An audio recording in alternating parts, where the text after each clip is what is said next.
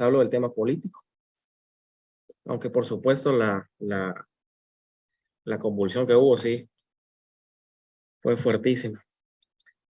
Pues espero que hayan tenido una buena semana. El día martes les trasladé las primeras guías de esta clase.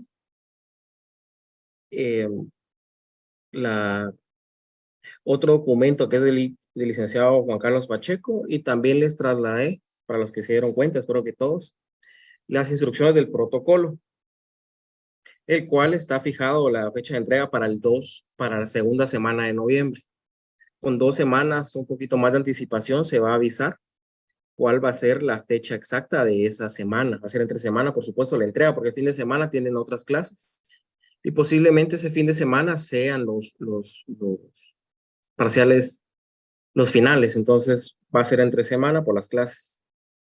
Pero se va a avisar con 2 semanas de anticipación la fecha exacta, la hora exacta.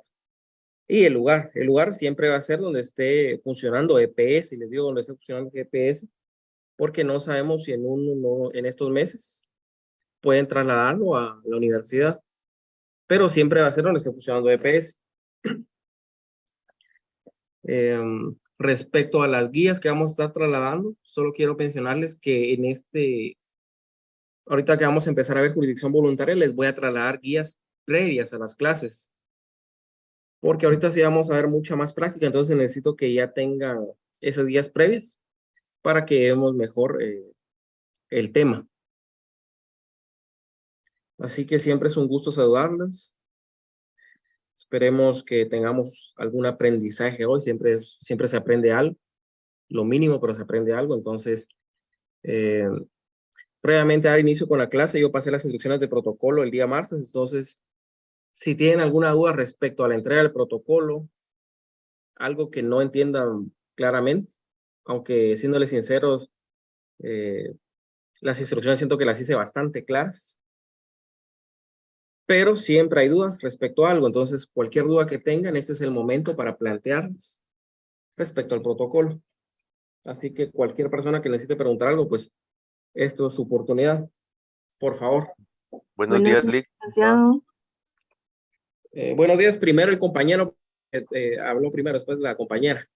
Por Buenos favor. días. Yo solo tengo 2 dudas, así rapidito para que podamos avanzar.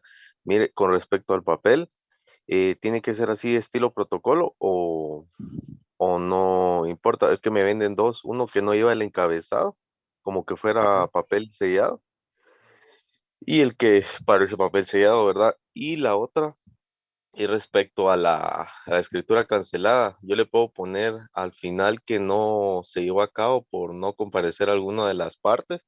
Solo esas son mis 2 dudas, Lick. Gracias. Mira, respecto al papel, el mínimo es papel español, porque creo que económicamente es el que más puede beneficiar. Yo sé que no todos tienen las posibilidades de poder comprar un papel que es como imitación de protocolo, que tiene el encabezado, el número de hoja. Entonces, el papel español es más fácil de encontrar. Es el que le incluye las 25 líneas en cada lado de la página, digamos, en cada página, mejor dicho. Entonces, el mínimo es el papel español. Ese es más sencillo de conseguir, económicamente es más barato, pero si ustedes tienen la posibilidad de poder hacerlo, el papel, esta imitación de protocolo que es para estudiantes, también pueden hacerlo, pero el mínimo es en el papel español. Ahora, con respecto a su segunda pregunta de la cancelación, pues esa sería una de las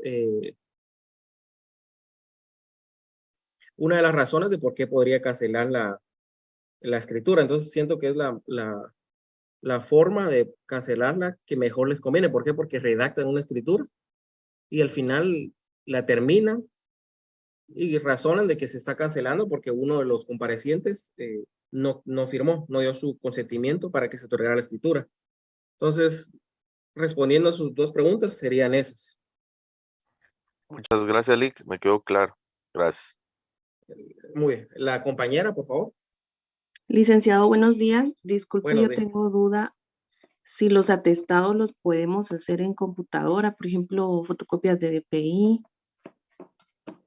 o los documentos que podemos adjuntar o tenemos que adjuntar, ¿los podemos hacer en computadora, Lee?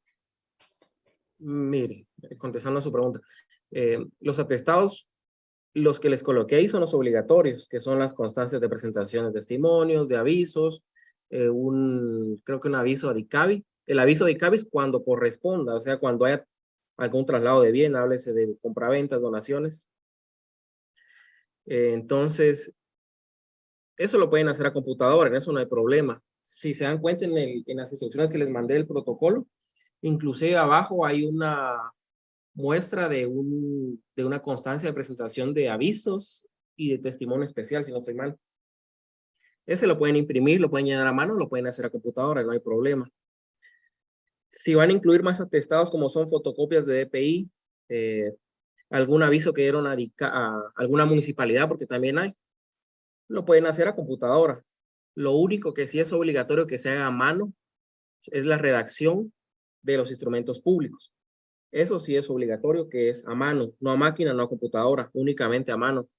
Ahora los atestados, las razones de testimonio se pueden hacer a computadora o a máquina de escribir. No sé si está claro. Sí, licenciado, muchas gracias. Para servir. ¿Alguien más?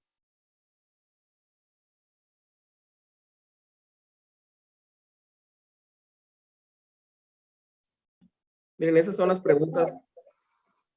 ¿Sí? Sí, con una consulta con los testimonios que está pidiendo, razón de testimonios en lo del trabajo, el segundo trabajo, ¿ese se entrega parte del protocolo?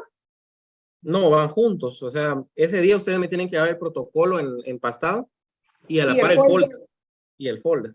Ajá, esos testimonios y razón que usted está pidiendo son de los mismos instrumentos de los que estamos haciendo. ¿Se van a elaborar ahí mismo? Sí, miren, como les dejé 15 instrumentos públicos, ustedes van a escoger 5 de esos 15 instrumentos públicos para realizar el protocolo.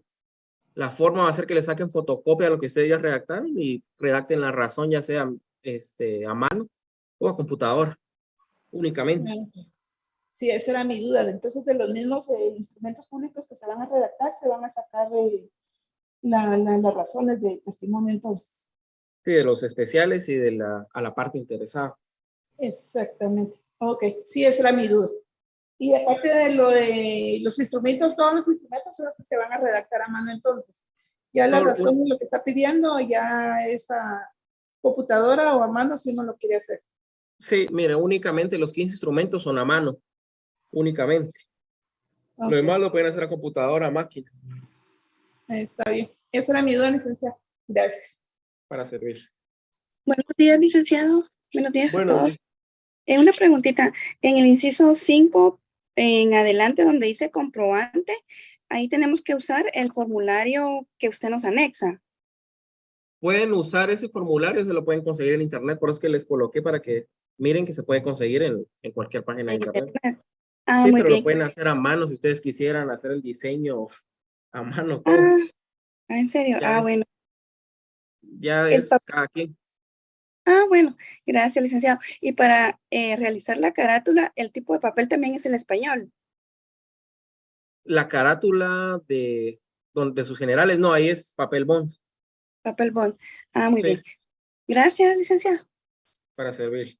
Y miren, otra cuestión, al principio les digo que tienen que observar las disposiciones del artículo 13 y 29 del Código Notariado. Eso significa que tiene que ir foliado, con la numeración ordenada, no pueden escribir cifras, eso significa.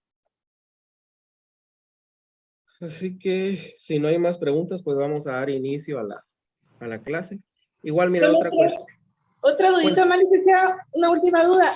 El protocolo se va a empastar y aparte podemos sellarlo, se va a llevar sello. Sí, miren, yo en el protocolo les puse lo mínimo, pero ustedes le pueden hacer su sello estudiantil, aunque el sello no es obligatorio en las escrituras, pero en los testimonios sí, pero no es necesario que lo sellen. Ahora, si ustedes lo tienen la posibilidad de mandarlo a hacer, pues lo pueden hacer. O lo pueden hacer a mano también, colocarle pues el diseño a mano. Otra cuestión que les iba a decir, el mínimo. Otra cuestión, así como en los testimonios, Tampoco les estoy pidiendo que me coloquen las estampillas. Solo en el caso de testimonio para la parte interesada, solo el impuesto que va a cubrir el instrumento. Pero si ustedes le van a colocar la estampilla, hacerlo más bonito, digamos, ya están ustedes. Yo les estoy colocando ahí lo mínimo en las instrucciones. Gracias por esa observación. Esa también era otra duda, Lick. Primero, ustedes cumplen instrucciones a mano en este papel español, pero es lo mínimo. Otra cosa, si ustedes en alguna clase tienen alguna duda, porque ya están empezando a redactar y tienen alguna duda respecto a alguna redacción, pues también pueden preguntar en la clase. No hay problema. Lick, una duda muy importante antes de que se me olvide. Los nombres pueden ser ficticios igual que los DPI, ¿verdad? Sí, yo recomiendo que sean ficticios. Yo recomiendo que sean ficticios.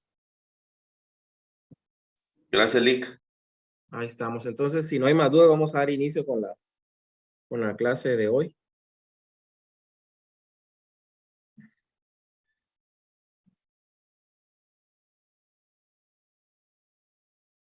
No sé si se mira bien y se escucha bien. Sí, licenciado, se ve y se escucha bien. Muy bien. Entonces vamos a dar inicio con la clase. Si se acuerdan, en la clase anterior, como 2 minutos, hablé de este tema, jurisdicción voluntaria. Entonces vamos a iniciar con este tema, que es jurisdicción voluntaria. En sede notarial, le coloqué en sede notarial para simplificar un poquito el tema. Y esta es jurisdicción voluntaria. Lo tenemos regulado en el artículo 401 del Código Procesal Civil y Mercantil. Recuérdense que cuando hablamos de jurisdicción voluntaria, la regla es la jurisdicción voluntaria judicial. Esa es la regla.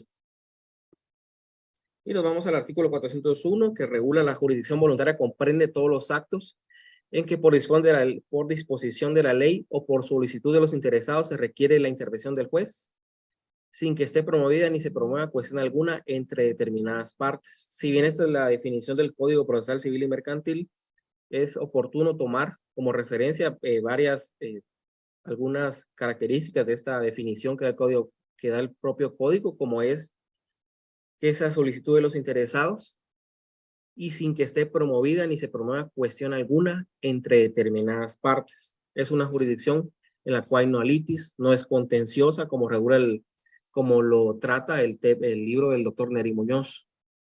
Esta es una jurisdicción donde no hay algún conflicto, por lo tanto no es contenciosa. Hablamos que la regla general es jurisdicción voluntaria judicial.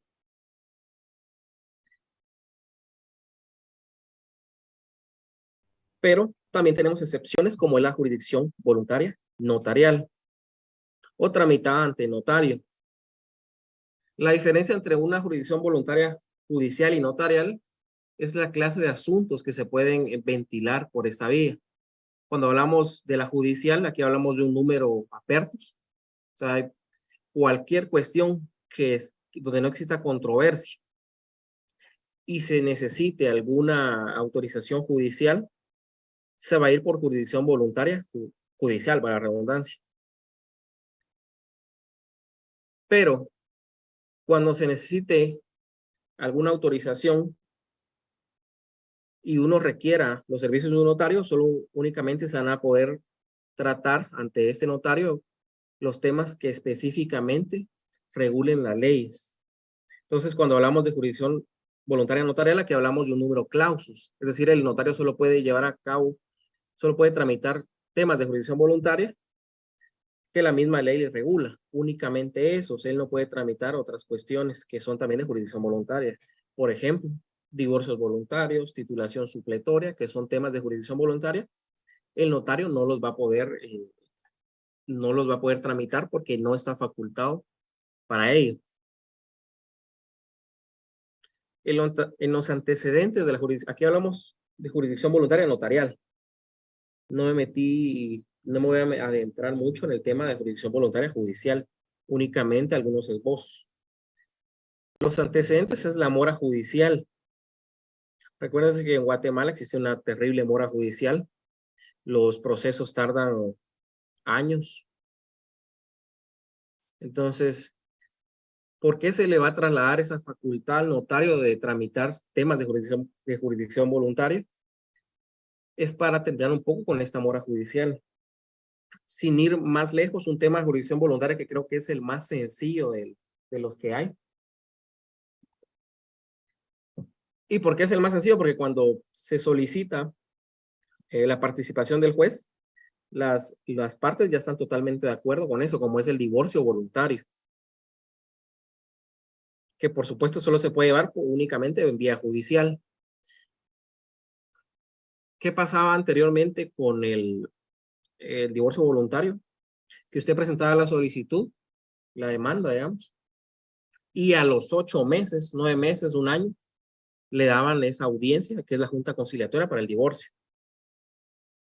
Hablando de un tema donde ya están totalmente de acuerdo, ya tienen las bases del divorcio, ya tienen cuánto van a pasar de pensión, con quién se quedan los niños, entonces, pero se tardaba demasiado para poder declarar con lugar la demanda y disolver el vínculo conyugal. ¿Qué hizo la Corte Suprema de Justicia? Creó un acuerdo donde le dio una competencia específica a unos juzgados para que ellos conozcan específicamente divorcios voluntarios. Esto termina un poco con la mora judicial, únicamente en el departamento de Guatemala. Porque todavía en los departamentos del interior hay juzgados que, sin ir más lejos, Misco, Villanueva, que tienen competencia específica de familia, donde las juntas también están bastante lejos. La presenta hoy, se la dan en 6, 7, 8 meses igualmente.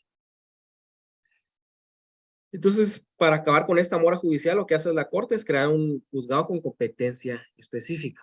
Y yo sé que nos estamos saliendo un poco del tema, pero es el ejemplo muy claro que tenemos de una manera de acabar con la mora judicial.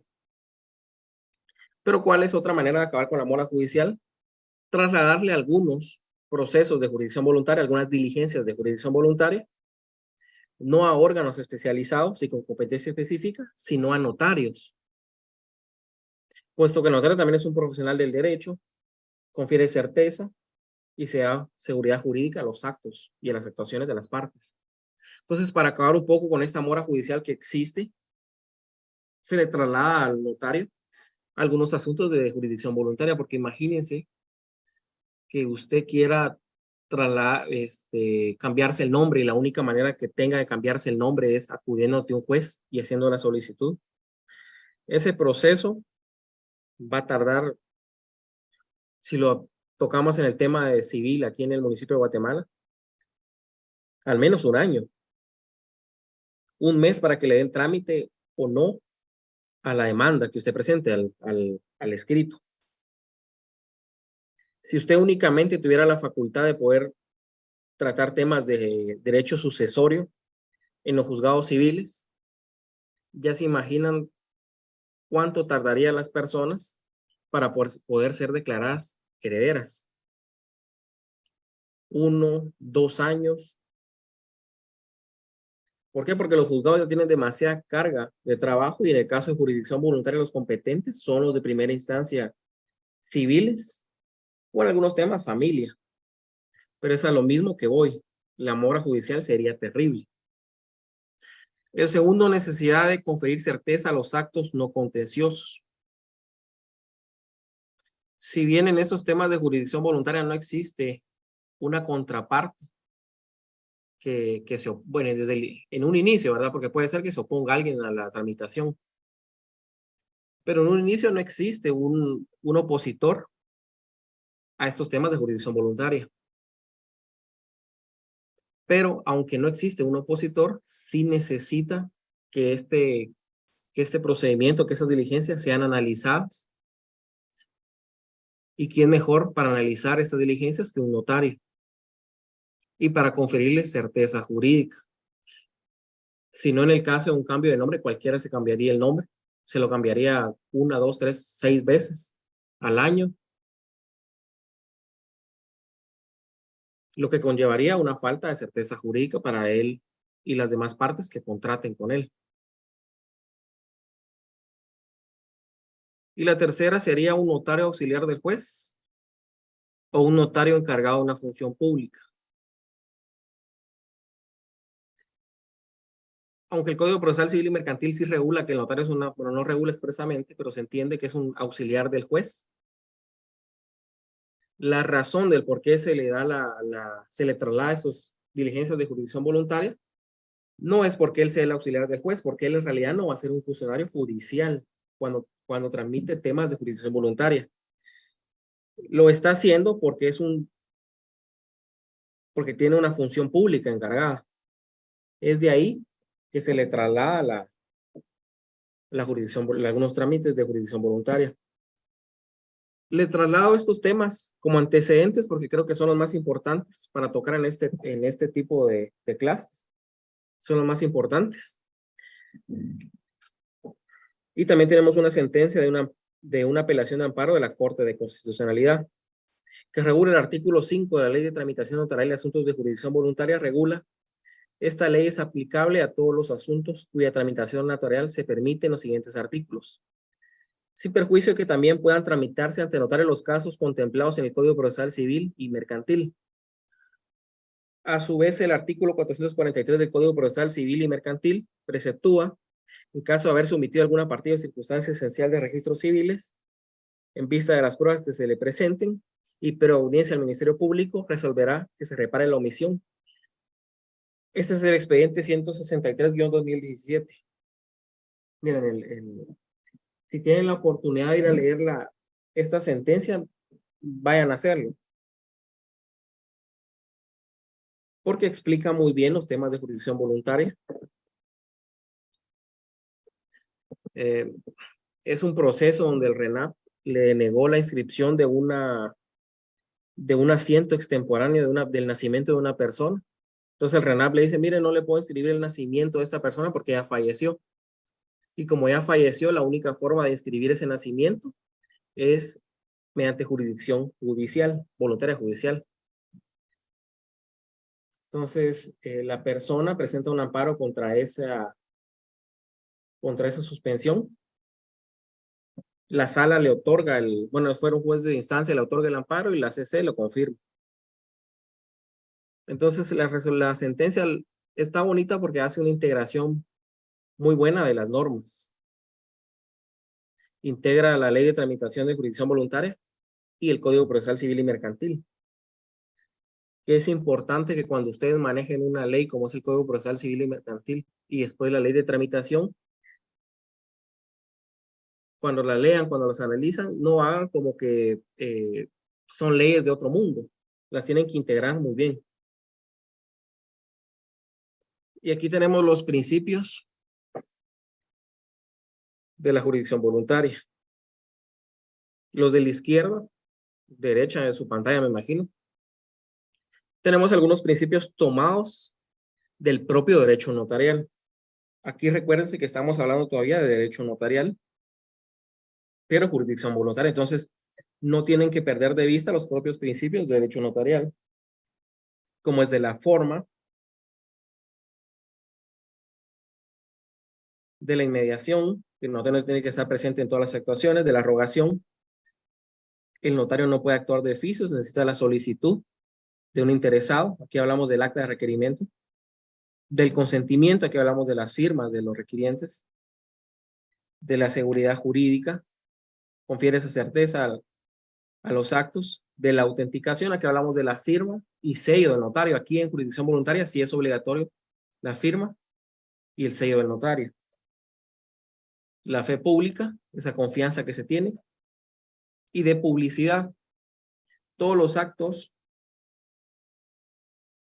que realice el notario son públicos, salvo aquellos casos, hablamos de temas testamentarios, cuando no haya muerto el testador, que solo a él se le va a poder otorgar, extender testimonios. De eso hablamos. Y también tenemos principios generales que informan la jurisdicción voluntaria. El primero, la escritura. Para el abogado es la oralidad y para el notario es la escrituración.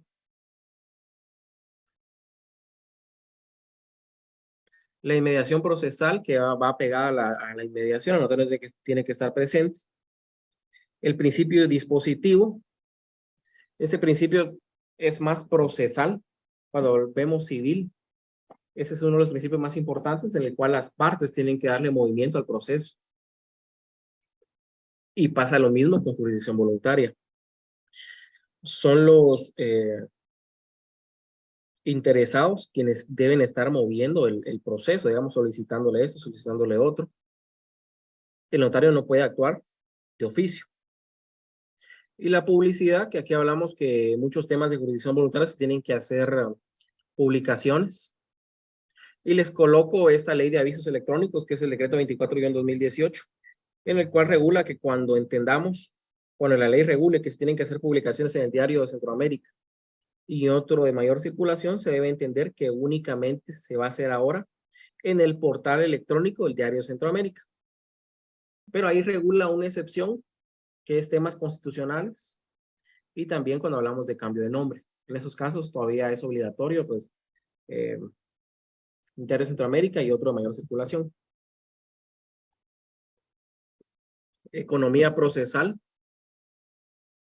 Esto va a que los sujetos tengan un menor gasto, no solo económico, sino que hablamos de tiempo. Y recuérdense que tiempo también es dinero.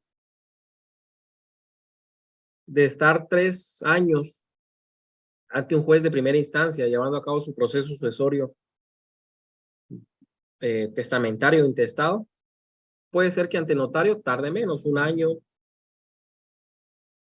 por temas que se alejan de la responsabilidad del notario, como son los avalúos en finanzas, que el expediente salga de PGN, de finanzas. Entonces, esta economía procesal se traduce en menos gastos tanto monetarios como menos gastos de tiempo. Y la sencillez. Pero ojo, esta sencillez va más aplicada porque en la ley de tramitación de jurisdicción voluntaria se nos habla de que la redacción es discrecional. Pero como estamos hablando de derecho notarial, ojo, no va a ser totalmente discrecional. Y aquí vamos a principios fundamentales. Los encontramos regulados en la Ley Reguladora de Tramitación Notarial de Asuntos de Jurisdicción Voluntaria, decreto 57-77. Es una ley con un nombre bastante largo.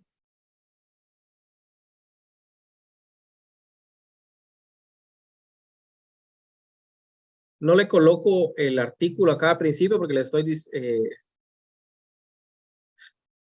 eso lo pueden encontrar en el capítulo único, en el título 1 de la Ley de Tramitación Notarial de Jurisdicción Voluntaria. El primero es consentimiento unánime. Es el artículo 1. Para que cualquier asunto de los contemplados en esta ley pueda ser tramitado ante notario, se requiere el consentimiento unánime de todos los interesados. Si alguna de las partes en cualquier momento de la tramitación manifieste oposición, el notario se abstendrá de seguir conociendo y remitirá el octavo al tribunal correspondiente. En estos casos, el notario tendrá derecho a percibir los honorarios que se hayan pactado o los que disponga el respectivo arancel. Este es el artículo 1 de esta ley.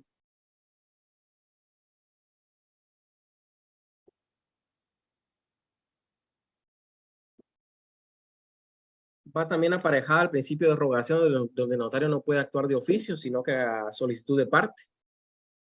Y en este caso, todos los interesados deben de estar de acuerdo que las diligencias se lleven ante el notario y además ante usted como notario. Eso tiene que estar en claro.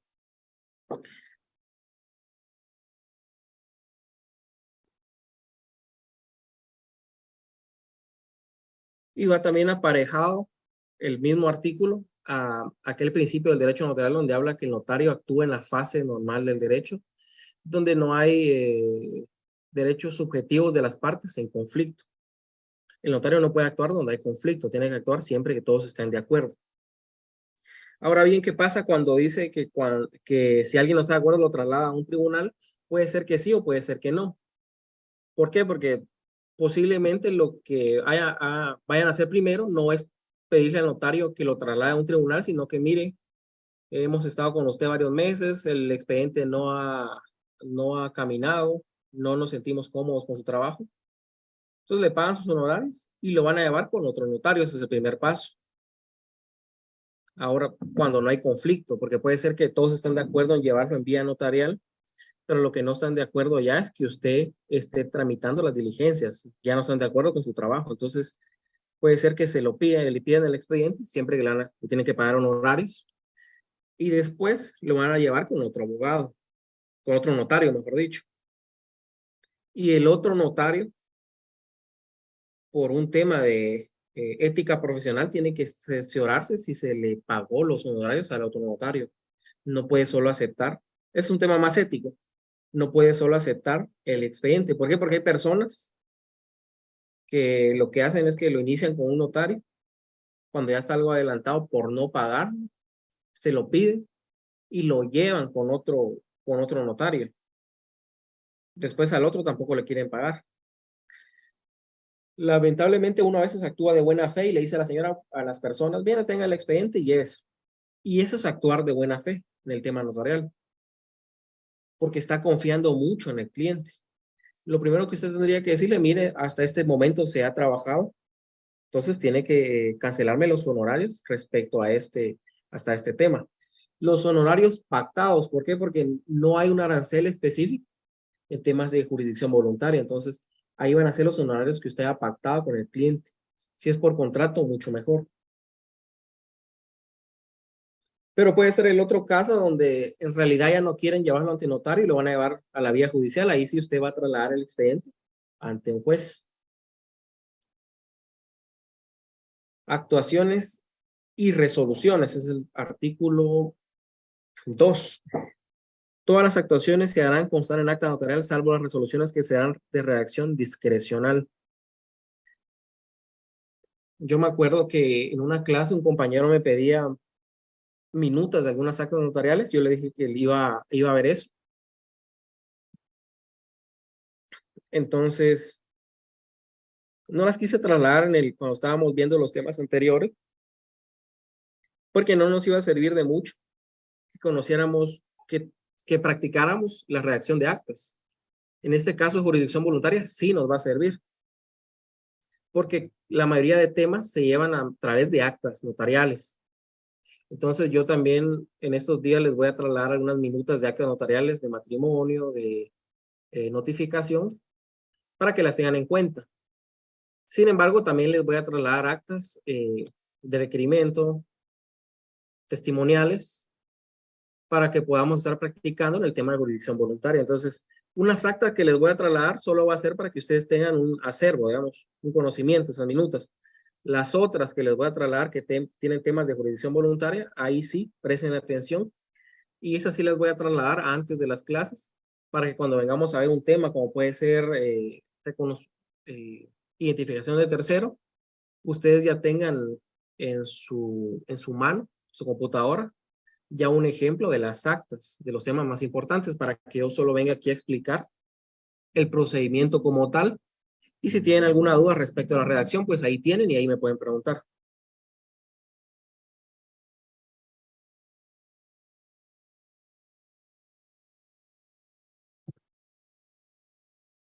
Y les decía, miren, cuando uno estudia, normalmente cuando le enseñan un tema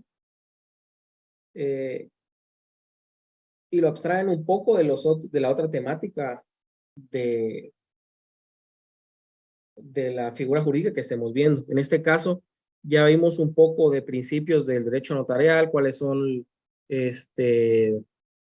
requisitos para redactar. Y eso lo vamos a tener que seguir aplicando cuando veamos jurisdicción voluntaria. ¿Por qué? Porque la mayoría de temas se trata mediante actas notariales. Las actas notariales tenemos reguladas en el artículo 60 del Código de Notariado. Entonces, por eso mismo considero yo que es el momento oportuno para trasladarles esos minutos de actas y trasladarles también otras actas de jurisdicción voluntaria. Entonces, los ejemplos, el acta de requerimiento, que es la primera acta de referencia en el caso de los testigos.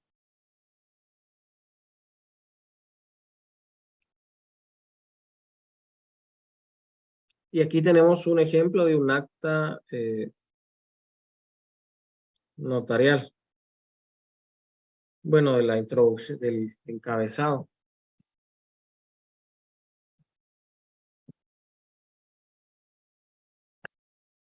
Si ustedes la pueden leer ahí tranquilamente. Por supuesto, cuando yo les traslade ya en PDF o en Word el acta notarial, ahí sí va a estar completa. Aquí solo es un ejemplo porque todavía no estamos viendo los temas de jurisdicción voluntaria como tal, solo es una introducción para empezar posteriormente con los procesos, bueno, con las diligencias.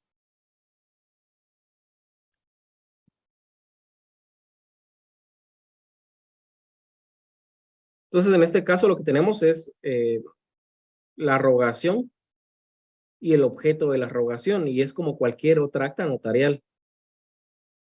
Y cumple los principios, los requisitos del artículo 29, donde hablamos de algunos requisitos, por supuesto. La identificación de la persona, los datos de la persona, las generales, mejor dicho. Y aquí, como es un acta notarial, va a llevar dirección y hora. Y el objeto de la rogación, pues será radicar y tramitar, en este caso, hasta su fenecimiento, el proceso sucesorio intestado extrajudicial de su señora madre, tal y tal. A ver, ¿qué impuestos se va a cubrir en esta acta notarial?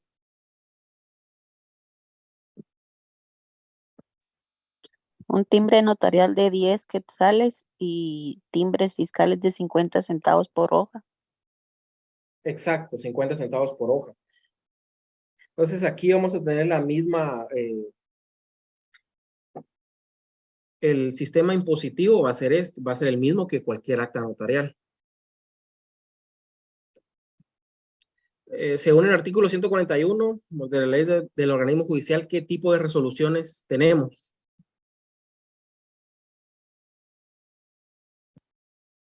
Eso es procesal. Decretos, autos y sentencias. Sí, muy bien. ¿Y cuál es la diferencia de los tres?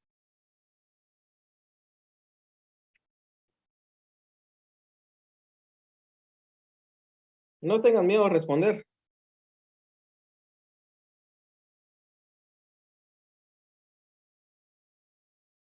¿Alguien me puede decir la diferencia entre los decretos, autos y las sentencias? Una diferencia sencilla, no necesito que me expliquen tanto.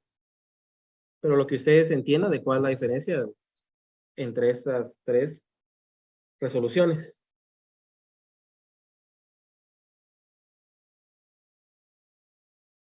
Licenciado, buen día. Buen día. En relación a lo que usted comenta, yo tengo idea a lo lejos, la verdad, que era algo así como que la sentencia tiene como un dictamen final, algo así, o sea, tiene una resolución final, si no estoy mal. Algo por ahí era, ¿no?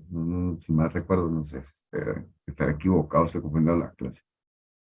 Vamos, muy bien la respuesta. Ahorita vamos a hablar. José Manuel, cuénteme.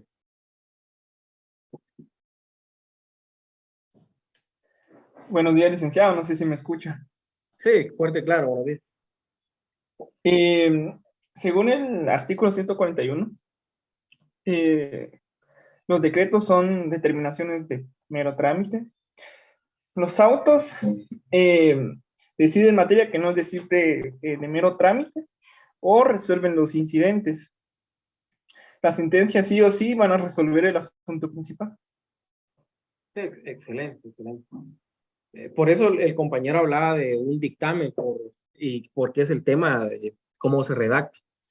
Miren, por eso a muchas personas les gusta más la jurisdicción voluntaria que escriturar o llevar a cabo un protocolo. ¿Por qué? Porque en jurisdicción voluntaria ustedes como notarios están sirviendo un poco de jueces. Y es bonito la redacción de las resoluciones porque uno, la verdad es que se siente a veces hasta que está siendo juez por la forma que redacta. Douglas Estrada, cuéntenme. Sí, licenciado, buenos días. Solo Buenos días. respecto a la pregunta que hacía, ya dieron un poco más la definición, pero para diferenciarlo, yo lo que más he visto es de que la diferencia de un decreto y un auto es de que lleva considerando. Media vez diga considerando, es un auto. ahora sí dice en nombre del pueblo y todo eso es una sentencia. Sí, miren, la diferencia más grande es que es un decreto, solo es para, esto que tienen aquí es un decreto, únicamente está movilizando el proceso, digamos.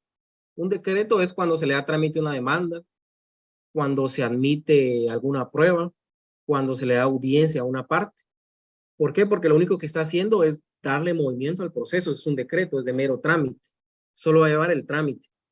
Entonces, esto que están viendo aquí es un decreto, es una resolución de trámite. El auto, si lo vemos en temas procesales, resuelven temas que tienen que ser fundamentados, pero no es el fondo del asunto. ¿Cuál es un ejemplo muy claro de un auto? Los que resuelven las excepciones. Si usted presenta una excepción, ahí no se va a resolver con sentencia, porque lo que usted está planteando no es el fondo del asunto, sino que es una cuestión que sí se tiene que analizar, pero no va a decidir el fondo del asunto. Entonces, los autos resuelven normalmente las excepciones, háblese de incidentes, y la sentencia como tal ya resuelve el fondo del asunto. Usted presenta vamos a dar este ejemplo procesal para que lo tengan claro. Usted presenta una demanda por daños y perjuicios.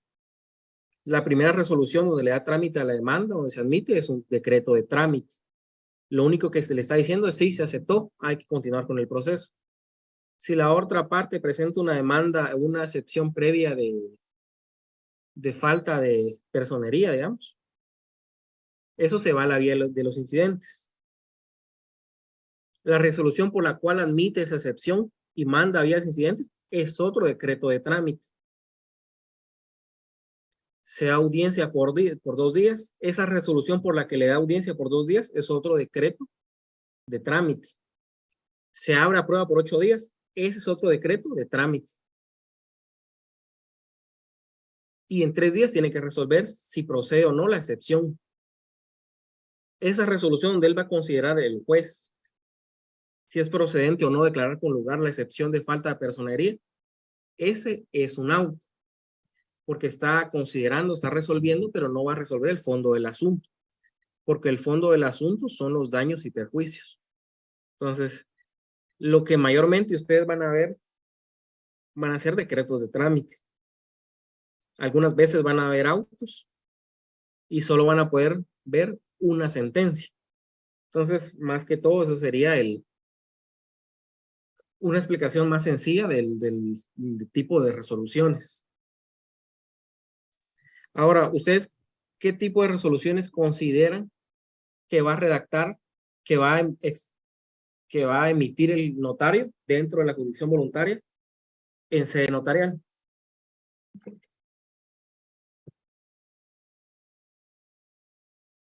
De las 3 que hablamos, ¿creen que aplican las 3? Cristian, por favor. Yo creería que únicamente decretos y sentencias, ya que pues, bueno, daría la primera de recibido las, creo que es una primera resolución, si no estoy mal, de cuando reciben cuando hacen la acta y todo eso, y ya la resolución final que hacen cuando, digamos, si cambió el nombre, supongamos, hace una resolución final sobre el cambio de nombre.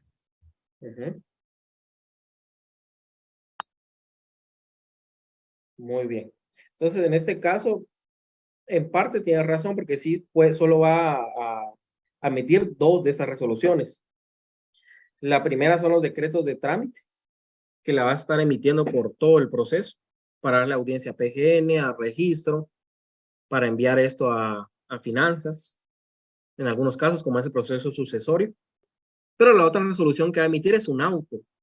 En jurisdicción voluntaria, aquí hablamos de resoluciones finales, pero también pueden utilizarse, bueno, sinónimo, autos. Un notario no puede emitir una sentencia. Eso sí es únicamente de un juez. Entonces, en jurisdicción voluntaria, como una de las características es que no causa cosa juzgada, entonces aquí, y el notario al final no es un funcionario público, y menos judicial, lo que emite el notario es un auto. Por eso a veces hablamos de un auto final, no una sentencia. Entonces, de esas 3 resoluciones, lo que va a emitir son decretos y el auto final, en el cual declare con lugar las diligencias, cual fuere las diligencias que se están tramitando ante el notario. Entonces, aquí tenemos una resolución de trámite, que es un decreto. Si bien es redacción discrecional, tenemos que cumplir con ciertos requisitos, como es la dirección del notario, el lugar y fecha, la firma.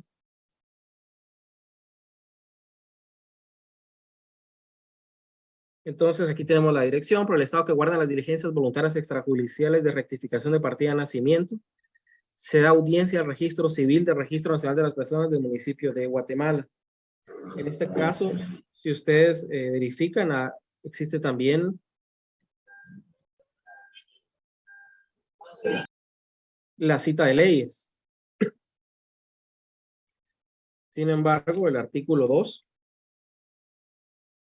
no regula que se deba hacer una cita de leyes, pero como es una redacción discrecional y el notario lo que se hace normalmente es guiarse un poco en la forma en que redactan las resoluciones en los órganos jurisdiccionales. Para las personas que trabajan en bufetes o han llevado procesos por su cuenta también como estudiantes, que yo la verdad es que se los recomiendo bastante si tienen el tiempo de poder asistir al bufete popular y solicitar llevar algún proceso, es lo mejor que pueden hacer para tener de primera mano la experiencia de llevar a cabo un proceso. Entonces, para estas personas, si verifican la resolución, es muy parecida a una resolución de trámite de un juez. Y eso también es lo interesante de la jurisdicción voluntaria, que uno, pues la redacción, sí, a veces uno redactando un auto final, se siente que está hasta en el despacho judicial. Entonces, eso es lo bonito. ¿Qué impuesto va a pagar este decreto de trámite?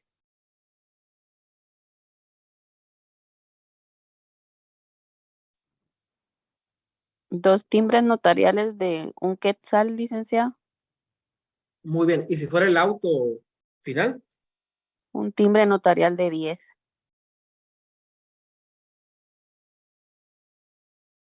¿Eso dónde lo tenemos regulado?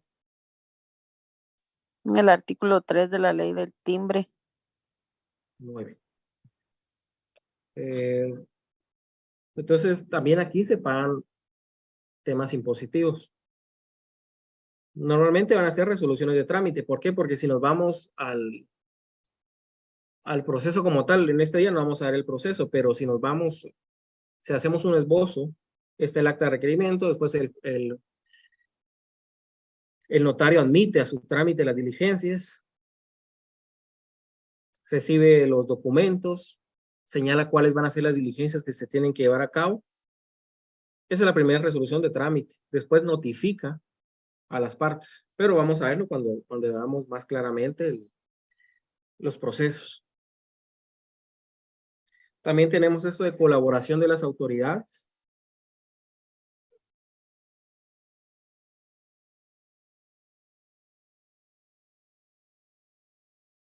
Esto lo tenemos en el artículo 3. Los notarios por medio de oficio podrán requerir a las autoridades la colaboración que sea necesaria a fin de obtener los datos e informes que sean indispensables para la tramitación de los expedientes cuando no le fueren proporcionados después de requeridos 3 veces. La verdad es que los documentos no los va a solicitar el notario, normalmente son los interesados quienes los llevan. Cualquier certificación, cualquier avalúo. Bueno, avalúo no tanto, ahí uno mete un poco las manos, pero otra certificación, una documentación, es el interesado el que lo solicita. Y la verdad es que rara vez hay mayor problema en la solicitud. Entonces, este principio que está muy bien, porque en algún punto le puede servir al notario, en realidad no mucho se aplica. Audiencia al Ministerio Público. En los casos que esta ley disponga, será obligatoria la audiencia al Ministerio Público, el que deberá evacuar en el término de 3 días antes de dictar cualquier resolución, bajo pena de nulidad de lo actuado. Este artículo no solo lo tenemos que relacionar con el Código Procesal Civil y mercantil, también con el artículo 403 en el último párrafo, que establece se oirá al Ministerio Público cuando la solicitud promovida afecte los intereses públicos y cuando se refiera a personas incapaces o ausentes. Y les coloco este decreto del Congreso de la República, donde se tiene que entender que cuando alguna norma regula al Ministerio Público se debe entender Procuraduría General de la Nación, salvo en materia penal o en materia constitucional. Entonces, este es un decreto que también lo tienen que tener muy en cuenta, leerlo. Y ámbito de aplicación de la ley y opción al trámite.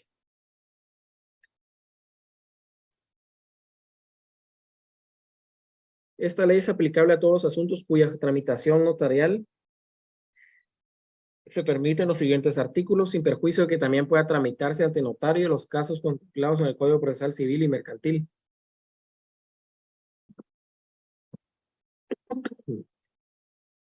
Los interesados tienen opción de acogerse al trámite notarial o al judicial, según lo estimen conveniente.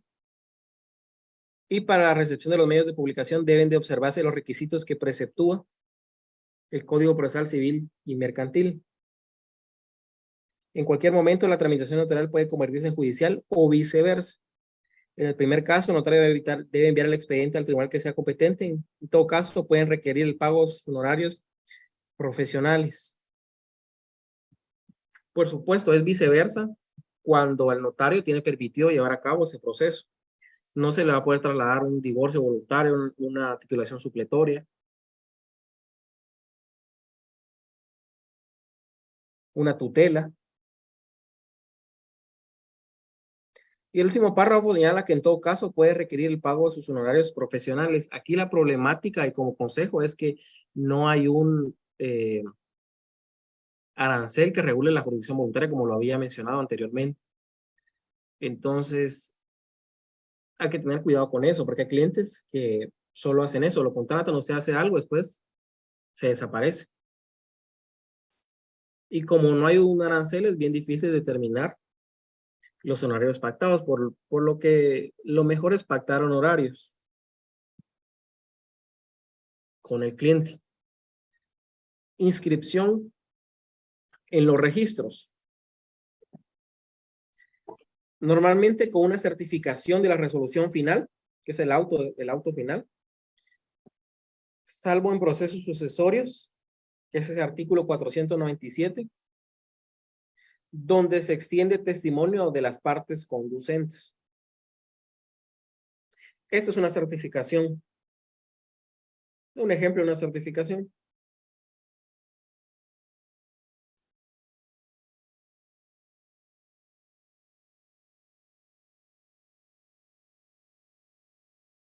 Su redacción es más parecida a una certificación judicial, no tanto a un testimonio. Por supuesto, este título que le coloqué ahí solo se lo coloqué para que ustedes miren que certificación no es necesario que le coloquen el título de certificación. Únicamente esta razón.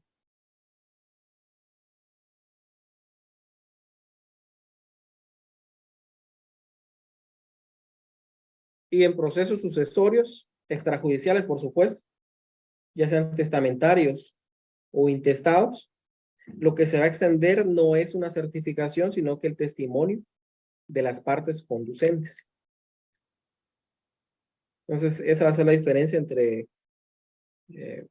los sucesorios y a otro trámite de jurisdicción voluntaria en la parte final. ¿Y para qué va a extender usted esa certificación o ese testimonio de las partes conducentes? Para que se escriba en los registros.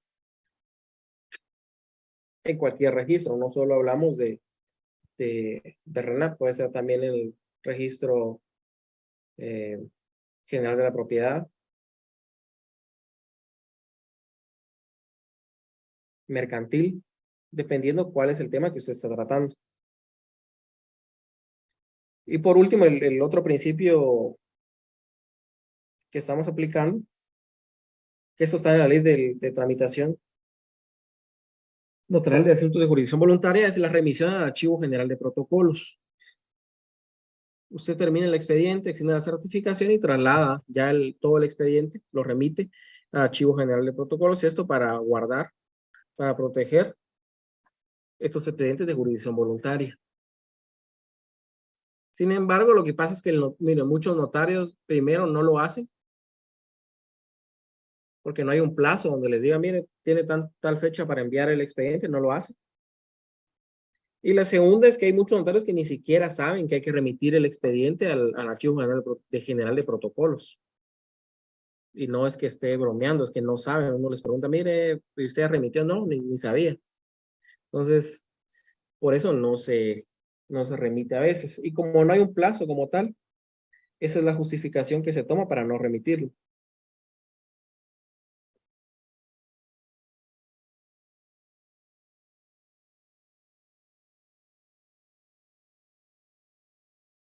Y esta es la normativa legal de los temas de jurisdicción voluntaria que se van a tratar en la clase y donde se encuentran regulados.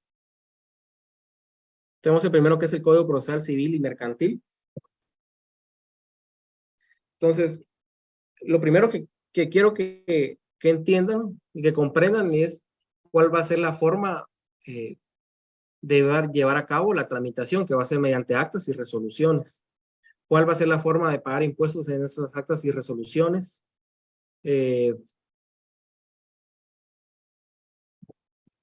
Un ejemplo de la redacción.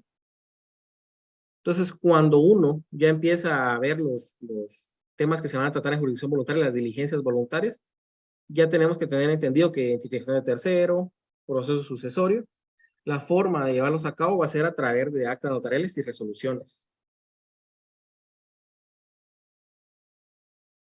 La identificación de persona no la quise colocar aquí primero porque es un instrumento público el que se redacta. Entonces, si ustedes se pudieron leer las instrucciones del protocolo, ahí se les solicitó, si no estoy mal, una identificación de persona. Entonces, en el artículo 440 regula la identificación de un tercero se podrá pedir ante el juez de primera instancia o un notario. La solicitud se mandará publicada en el Diario Oficial en un edicto que contendrá el nombre completo de la persona cuya identificación se pide, los nombres y apellidos que hubiera usado constante y públicamente y los que aparezcan en su partida de nacimiento.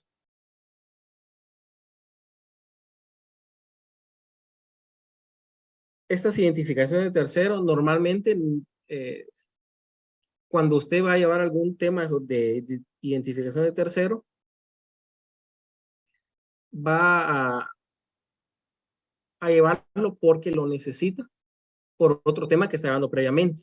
¿Y dónde es el tema que más se solicita la identificación de tercero? En temas de procesos sucesorios. Es uno de los más grandes problemas que se tiene cuando se radica un proceso sucesorio, porque se presenta el certificado de nacimiento. La persona tiene en el certificado de nacimiento un nombre. En las constancias de los registros públicos, en los bienes, tiene otro nombre. Tiene tal vez el mismo nombre, pero con otra letra. Diferente el orden de los apellidos. Entonces, la necesidad de llevar identificación de tercero normalmente son de personas ya fallecidas, y es por eso, porque va a servir para otro trámite. Porque si ustedes se dan cuenta, el interesado de una identificación de tercero, lo que necesita de esa identificación es llevarla a cabo para poder realizar otro proceso. Y normalmente es un proceso sucesorio extrajudicial. Es el mayor problema que se encuentra uno cuando empieza a radicar este tipo de procesos, que los nombres no coinciden. También tenemos la subasta voluntaria, artículo 449.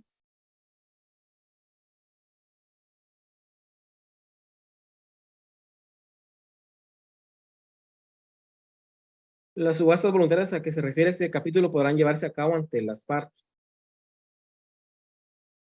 Y el epígrafe regula la subasta ante notario. También tenemos los procesos sucesorios extrajudicial. Este capítulo, que es el quinto, pues nos habla de un proceso sucesorio extrajudicial y aquí mismo nos engloba ya sea el intestado o el testamentario. Entonces, el 488.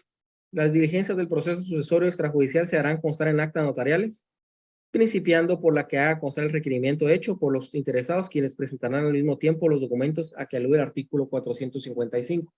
Si usted quiere conocer muy bien la jurisdicción voluntaria y cuál es el proceso, lo que tiene que hacer es conocer muy bien el proceso sucesorio extrajudicial. Si usted conoce bien este proceso, por lo menos el procedimiento, los demás temas de jurisdicción voluntaria le van a resultar muy sencillos, porque el sucesorio es el que más pasos lleva y el que es más completo de todas las diligencias voluntarias. Aquí también tenemos la ley reguladora de la tramitación notarial de asuntos de jurisdicción voluntaria. El artículo 8 tenemos la ausencia.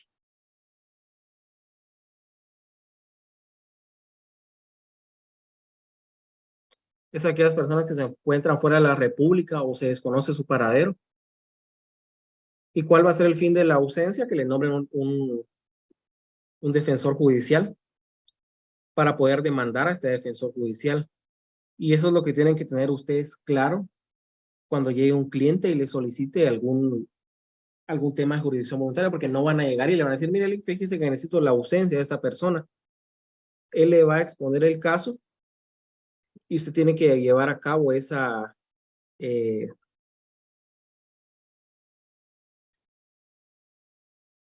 solo disculpe.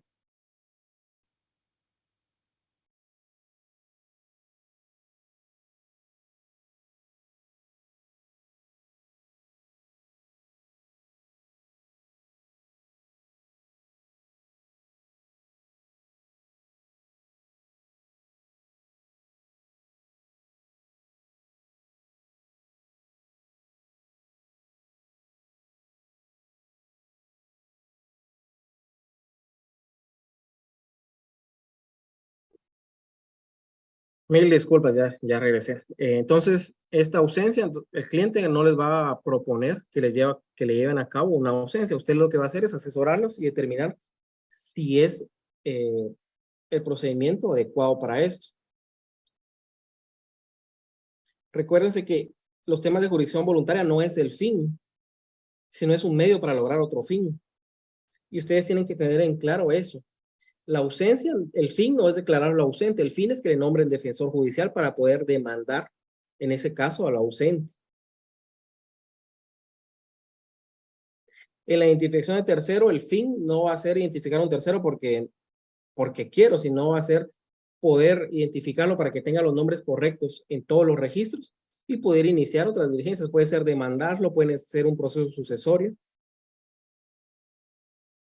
En el proceso sucesorio, el fin no va a ser llevar a cabo el proceso, sino que el fin es poder ser declarado heredero y tener la propiedad de los bienes.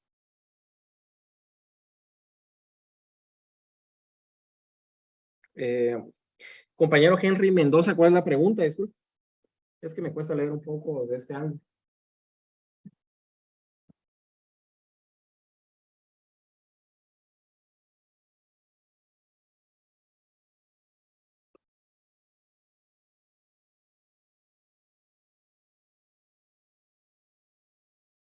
Vamos a ver.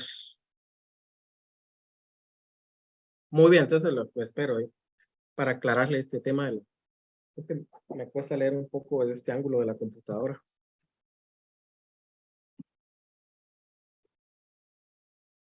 Dígame, Armando López. Licenciado, buenos días. Buenos días, cuénteme. Perdone, licenciado, mire, con el tema de los honorarios, a mí me surge una duda. Yo conocí un caso, porque pues, he sabido de que el notario puede exigir el pago de sus honorarios.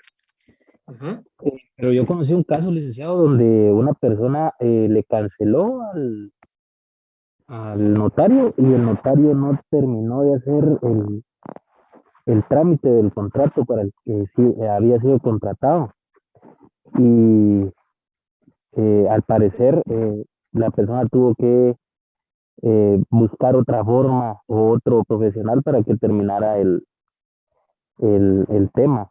Mi pregunta es, nosotros estamos obligados, obviamente, moralmente, pero ¿hay alguna otra forma de hacer cumplir al notario que termine de hacer los trámites o cómo es el procedimiento, licenciado? Perdón, tal vez es un poquito absurda mi pregunta, pero sí me surge la duda. No, mire, está bien la pregunta, la verdad. Entonces, no es obligarlo a que termine el trámite, no se puede. Lo que puede hacer en todo caso es, si él no le quiere entregar el expediente, que me imagino que es lo que no quería hacer el otro, es iniciar el procedimiento ante juez, llevar a cabo el proceso de jurisdicción voluntaria ante juez, y el juez le va a requerir al notario el expediente, porque en realidad voluntariamente el notario, si quiere leer el expediente, si quiere, no. No, forzosamente no lo puede obligar. Moralmente y éticamente sí lo tendría que hacer, pero hay notarios que no lo van a hacer. Entonces, la vía más expedita para que él le pueda entregar el expediente es acudiendo ante un juez y que usted solicite tramitar el expediente ante juez y que el juez le solicite el expediente al notario. Ya el juez lo tiene, empieza a ver el expediente y usted ya después lo puede trasladar ante otro notario. Entonces, la forma que se podría. ¿Por qué? Porque si no, hay que reponer todas las actuaciones. Imagínese que el expediente vaya, si es un sucesorio que hace el avalúo, a veces los avalúos duran hasta 6 meses para que los lleven a cabo. Y volver a recolectar todos los documentos cuesta. Entonces, lo más expedito es acudir ante un juez y que el juez le solicite el expediente para que se pueda continuar con el trámite. Ahora, obligar a ese notario a que termine el trámite no se puede. Eso sí no se podría. Lo que se podría hacer también es ir a poner una denuncia al Tribunal de Honor del Colegio de Abogados y Notarios de Guatemala. Esa es otra salida que usted tiene. No sé si está clara la respuesta o necesita. No, sí, licenciado, la verdad que sí resuelve la duda, solo no me queda claro, es decir, no está obligado el notario a continuar el proceso. Sí se le puede exigir al iniciar un proceso ante un juez. Y el juez ordena, obviamente, que entregue el expediente. El expediente. Es la única forma. Es decir, si no tendríamos, si de no ser así, tendríamos que iniciar el proceso nuevamente desde el inicio, valga la redundancia. Tendríamos que reponer actuaciones, digamos. Yo les digo si el notario se pone renuente a entregarlo, que normalmente no es así. Si a uno le piden el expediente, se lo entrega y ya. Pero hay notarios que sí se ponen fuertes si no quieren entregarlo. Ya, muchas gracias, licenciado. Muy amable. Sí, lo que le doy la salida del juez es por eso, ¿verdad? Que se ponga renuente. Y creo que es en otra sentencia de la CC, es donde le certifican lo conducente por el delito de desobediencia al notario porque no quería entregar el expediente. Henry Mendoza, cuente. Creo que es el compañero que preguntó, ¿verdad? Buenos días, licenciado, sí, soy yo. Solo una pregunta. ¿El acta notarial sobre cuando hay accidentes de tránsito también entra en la jurisdicción voluntaria? Es como usted había indicado de que pues, la jurisdicción voluntaria no es un fin, sino que es un medio. Pues, no sé si esta acta entra ahí. Mire, hay que tener en claro que jurisdicción voluntaria notarial es número clausus, solo puede llevar a cabo procesos que están regulados en la ley. Y aquellos procesos donde no haya litis. En un tema de un acta notarial de arresto de domiciliario por un hecho de tránsito, en realidad sí ya hay litis. Y no es jurisdicción voluntaria, es un acta notarial simple. Únicamente. Ahí no hay un proceso como tal, solo es un acta notarial redactada. Entonces, si bien la jurisdicción voluntaria, la forma de llevar a cabo es mediante actas notariales, eso no significa que todas las actas notariales sean de jurisdicción voluntaria. Y en realidad se toma porque si usted lleva un procedimiento ante un juez, la mayoría de actos que hace el juez los va a hacer constar mediante actas. Entonces por ahí es que se va el tema de las actas. Pero el acta de arresto no es un proceso de jurisdicción voluntaria, es un acta notarial. La otra compañera, para servir, la otra compañera que levantó la mano. Yo, licenciado, es que al oír lo que le preguntó el primer compañero me entró una duda cuando usted dice que si un abogado y notario no quiere entregar una papelería, no hay nadie que lo pueda obligar más que un juez, ¿verdad? sería en un juez civil, ¿verdad? Un juez civil, sí. Un juez civil porque estos temas que lleva el notario, la mayoría son de competencia civil. Menos ¿no? Bueno, son temas de menores. Es que fíjese que tengo un caso así, lo estoy viviendo en carne propia, pero es una licenciada que nos está llevando dos casos, un proceso sucesorio testamentario y un intestado. Y a la persona que le estaba viendo el intestado, que también es familiar nuestro, acaba de fallecer. Y la señora, pues esta licenciada tiene año y medio, no, año 8 meses de no dar la papelería, ni nos quiere contestar llamadas, ni nada. Y sí, ya hicimos eso después de civil y ya pusimos la denuncia en el Tribunal de Honor, pero la verdad que yo estoy muy enojada porque en el Tribunal de Honor me dijeron que hasta los 5 meses un juez ve nuestro caso y prácticamente es imposible que alguien le quite la papelería a ella. ¿Cómo nos podría, o sea, qué más podríamos hacer? Porque incluso hasta me estaban diciendo que pusiéramos una denuncia por estafa, pero como ahora hay una persona fallecida, ya hay consecuencias mayores. ¿Qué me podría recomendar, licenciado? Perdón. Pero ¿hasta qué paso va el proceso sucesorio? ¿No sabe? Sí, pues según lo que leí, ella ya iba en los últimos pasos, ya solo faltaba que lo ingresara a finanzas y luego al registro de la propiedad. O sea que hasta el avalúo, está el dictamen de PGR. Sí, ya está todo. Sí, es que mire, la otra recomendación que podría hacerles, pero ahorita por el tiempo ya es hacer el cambio de notario, pero ahorita ya no les beneficia porque ya está el dictamen de PGN. Si fuera iniciado todavía, pero ahí la única solución viable es la del juez civil. En un mundo civilizado, digamos. Porque por la fuerza no se podría, digamos. Pero si son papeles de nosotros y le pagamos, no entiendo por qué no se puede. Lo por único eso es con un juez civil. El juez civil le tiene que ordenar que entregue el expediente. Ahora bien, la otra licenciada que ingresó un documento ahí donde usted dice, me imagino que es la jurisdicción voluntaria en el juzgado civil, dice de que puede ser que se lo rechacen porque no tenemos ningún documento donde la licenciada haya firmado. Digamos que nos pasaba, por ejemplo, nos pasó el documento de la Junta de Herederos. Nosotros firmamos, pero no está su firma, o sea, solo nos dejó como que eso ahí. Entonces, pero ya fueron al registro de procesos sucesorios. Ahí aparece un aviso donde están los interesados en el proceso. Ahí va a aparecer ante quién se radicó y quiénes lo radicaron. Y eso no lo puedo conseguir. Es que no lo tenemos todo porque no nos ha dado, como quien dice, toda la papelería, solo cosas que, digamos. Ajá, van a la Corte Suprema de Justicia en el sótano, ahí está el registro de procesos sucesorios. Hacen la solicitud para pedir copia del aviso, porque la notaria para todo eso tuvo que haber dado un aviso donde decía que ante ella se radicó un intestado y las personas que lo radicaron son estas y estas y estas. Ese es el documento donde aparece quiénes son los que radicaron el intestado, el testamentario. Ay, muchas gracias, licenciado, eso voy a hacer el lunes. Sí, entonces con eso se solicita al juez civil que van a cambiar la vía. Excelente, muchas gracias. Y ahora el juez le va a pedir que extienda el expediente.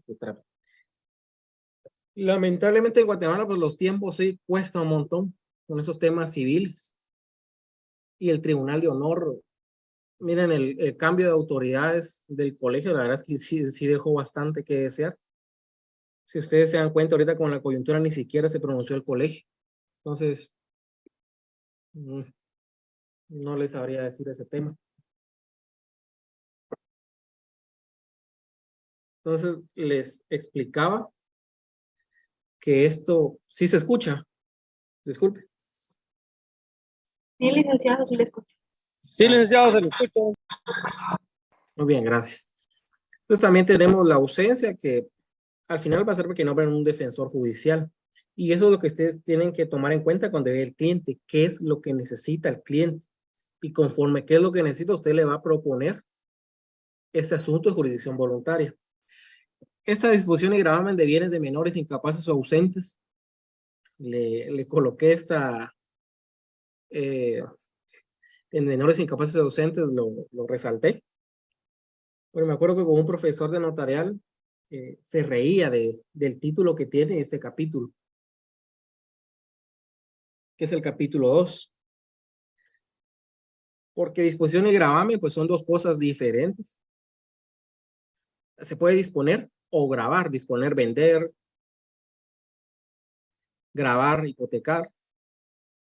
Y habla de bienes de menores, incapaces y ausentes. Entonces, tienen que ser menores, esos menores tienen que ser incapaces, y además de ser incapaces, tienen que ser ausentes, como lo regula el título del capítulo. Pero se entiende que puede ser disponer o gravar, y disponer de bienes de menores, de incapaces o de ausentes. Entonces, de este título salen varias diligencias. Puede ser las diligencias voluntarias por necesidad de gravamen de bienes de menores.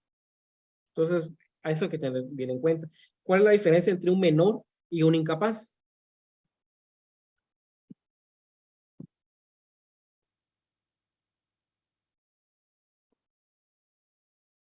¿Alguien que responda?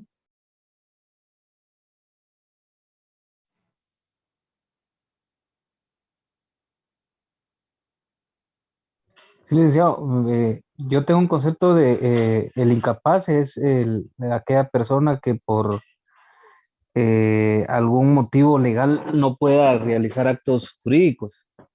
Y, y el, perdón, ¿cuál era el otro? Se me fue. Incapaces o menores. Recuérdese que en Y, este caso y ninguno de el, los dos y puede el, hacer esto. y el menor sí puede realizar actos jurídicos por medio de una representación, licenciado. Bueno, en este caso, tanto menores como incapaces no pueden actuar en nombre propio. Tienen derechos y tienen obligaciones, pero no pueden actuar en nombre propio. Pero no pueden actuar en nombre propio por diferentes circunstancias personales. El menor, Sí, porque licenciado. no cumplió 18 años. Y el incapaz, sí, dígame. Sí, solo iba a darle respuesta a su pregunta, Cuénteme, a ver. aclarando que menor se refiere exclusivamente a tener una edad inferior a 18 años. Incapaz se refiere a no tener las capacidades civiles, la cual tendría que ser declarado por medio de una interdicción. Me parece que esa es la diferencia. Excelente respuesta, excelente. El menor, pues cuando cumple 18 años ya va a poder actuar en nombre propio. Ahora el incapaz es una persona que ya tiene 18 años o más, pero por circunstancias volitivas no puede actuar en nombre propio. No solo volitivas, sino que también hablamos de las personas que lamentablemente se pierden en la bebida o en las drogas. También pueden ser declarados en estado de interdicción, y esos son los incapaces. Y los ausentes, pues son las personas que pero todos esos tienen que ser declarados judicialmente, el incapaz y el ausente. Ahora el menor, pues no, él ya en su certificado de nacimiento va a aparecer su fecha de nacimiento. Reconocimiento de preñez o de parto, artículo 14, cambio de nombre, artículo 18. Si a usted no le gusta su nombre, pues tiene la posibilidad de poder cambiarlos, ya sean nombres de pilas o el nombre patrionímico, que dicen que es el apellido, lo puede cambiar también. Que muchas veces, muchas madres, eso se hacía antes, ahora ya no se está haciendo, que no querían que su hijo tuviera los apellidos del papá del niño o de la niña, porque era un irresponsable. Entonces lo que hacían era cambiar el nombre de los niños, le ponían sus apellidos.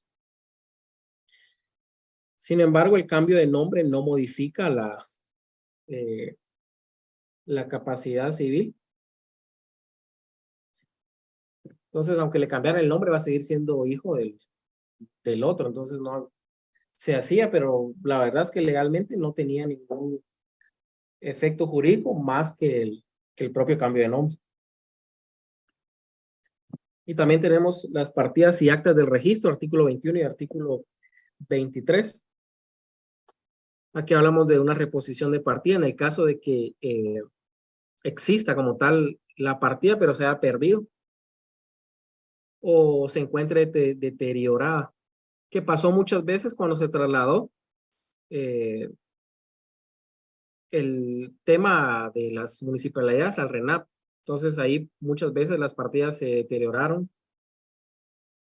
Hubieron registros municipalidades que quemaron las partidas de nacimiento en las municipalidades, que sucedía mucho en estas épocas electorales antes, que misteriosamente se quemaban los registros civiles de las municipalidades. Y por eso tenemos esta reposición de partida, reponer la partida. Rectificación de la partida. En el caso de a usted le consignaron mal su lugar de nacimiento, tiene mal la fecha de su nacimiento, usted vive con una persona y le colocaron que era casado cuando usted no es casado. Entonces, ¿y por qué se va a rectificar la partida? Porque dependiendo de la fecha de nacimiento puede tener efectos jurídicos. En su certificado de nacimiento dice que usted nació en tal fecha y ahorita tiene 64 años. Según su certificado de nacimiento, tiene 60 años, pero usted ya tiene 70. Entonces tiene que esperar otros 5 años para poder, en el caso de alguna jubilación. Entonces lo que hace es rectificar la partida conforme a su verdadera fecha de nacimiento. Y un asiento extemporáneo. Este asiento extemporáneo pues sucede cuando no se ha inscrito alguna terminación, el nacimiento de una persona o alguna otra circunstancia. Pero la mayoría de estos temas, como puede ser el asiento extemporáneo, una reposición de partida, rectificación de partida, lo que se está haciendo ahora es que el RENAP ya lo está tratando administrativamente.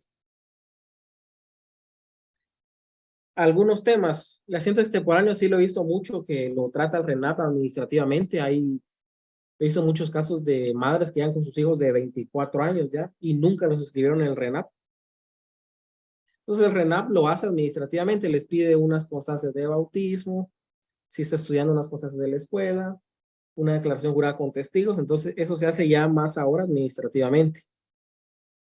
Pero cuando la persona ya está muy grande, sí lo requieren mediante jurisdicción voluntaria, ya sea notarial o judicial.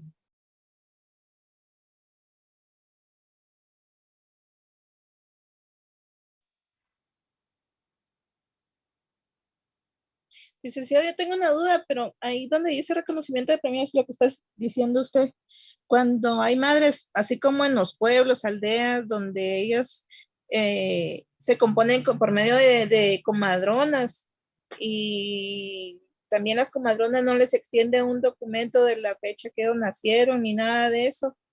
Y igual con el tiempo ni los inscriben en RENAP, ¿qué se hace en ese caso?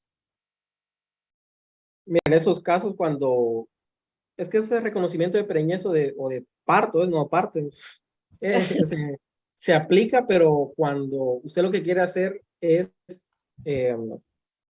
reconocer que esa mujer está embarazada de tal persona, de su esposo, digamos,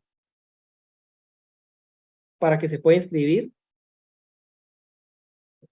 Cuando se escribe el nacimiento con esa declaración de reconocimiento de preñez o de parto, se puede inscribir en el RENAP al niño como hijo del esposo de esta persona que no quiso reconocerle en algún momento, que desapareció, digamos.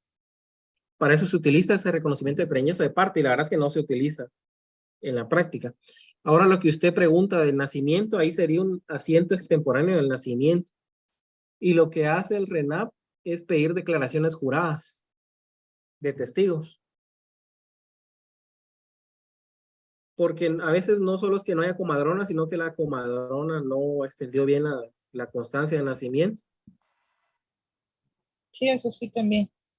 O a veces, pero no solo pasa en los pueblos, también en la ciudad, a veces que los tienen mediante bomberos, digamos, ella va a dar a luz, lo traerá a los bomberos, da luz cerca de alguna estación de bomberos, y después les piden declaraciones de testigos porque el hospital donde ella va a ser ya después trasladada, en realidad no tiene constancia de que ella haya dado a luz. Y el RENAP les pide eso. Entonces, lo que se utiliza mayormente son declaraciones de testigos.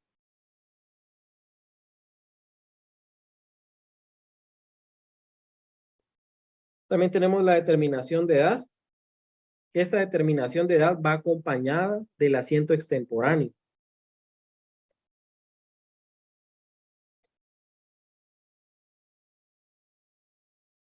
Son personas ya mayores, muy mayores de edad, donde no hay registros de su nacimiento.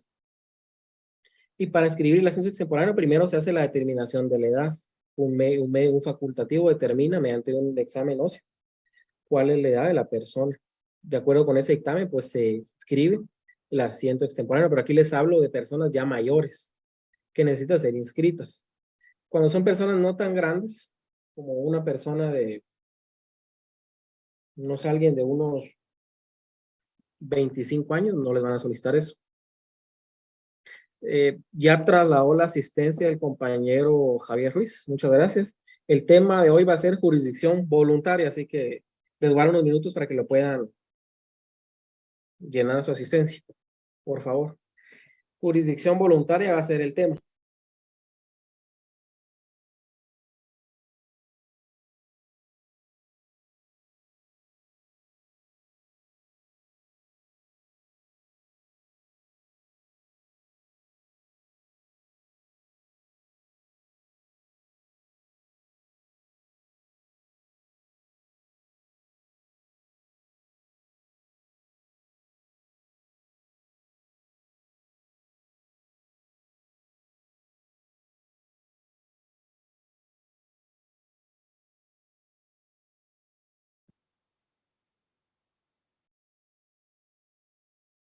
También tenemos el patrimonio familiar. El patrimonio familiar se constituye para que no se pueda vender ni grabar un bien que es de beneficio para el núcleo familiar de las personas, la familia. Por supuesto, estos temas los vamos a tratar ya más ampliamente cuando tratemos cada proceso. Ahorita solo les estoy dando una explicación más o menos del proceso y después lo vamos a tratar. ¿Qué es jurisdicción voluntaria? Por eso mismo les digo que antes de las clases, tal vez jueves o viernes, les voy a trasladar las minutas de algunas actas que vamos a ver en jurisdicción voluntaria, para que ustedes ya las tengan en su casa.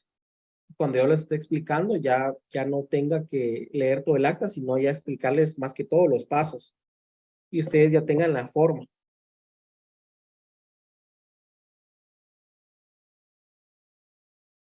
Y por supuesto, vamos a dejar en algún momento algún laboratorio, y ese laboratorio va a ser que redacten, no sé, una resolución de trámite, un acta de requerimiento. Entonces, por eso les voy a trasladar esto jueves o viernes, para que en la clase del sábado 22 ya sepan ustedes más o menos cómo va esto y solo tengan que explicarles el procedimiento como tal. Porque si me voy explicando acta de requerimiento, notificación, resolución, vamos a tardar un montón.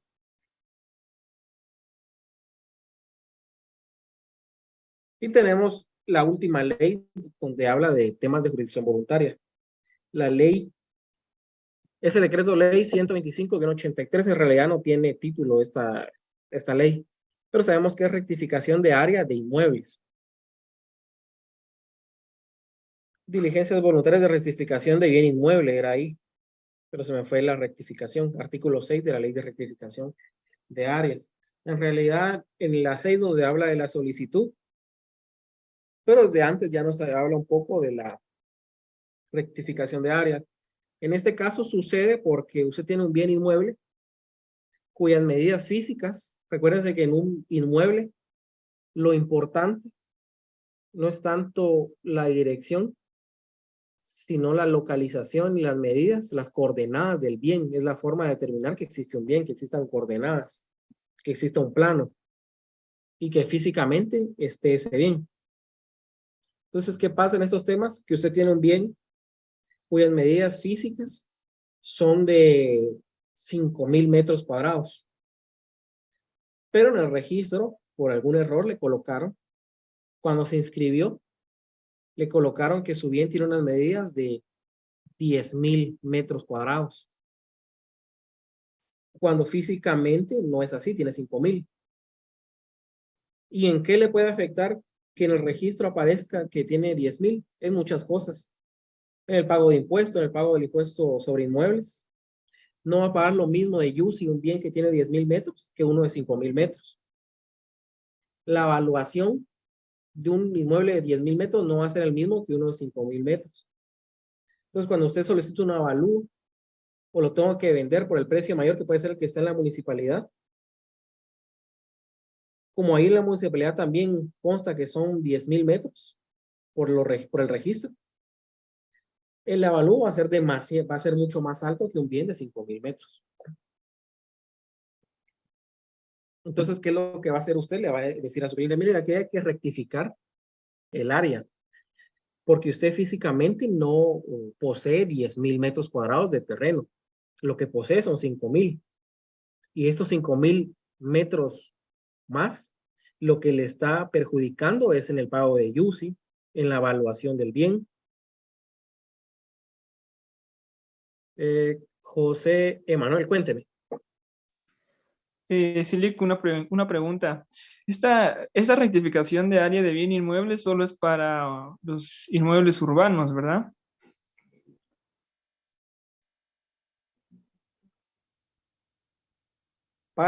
No escuché bien. Para bienes inmuebles que sean urbanos. Que estén inscritos. Ah, ok. O sea que aplica para inmuebles que sean rústicos o urbanos, indistintamente. Indistintamente, siempre que estén inscritos, que tengan un registro.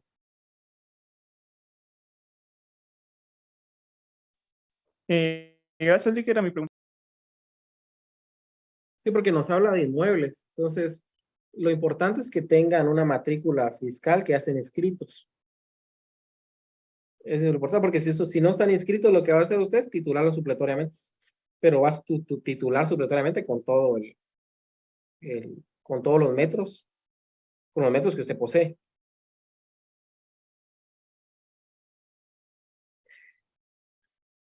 Entonces, para eso es que funciona este trámite de rectificación de área.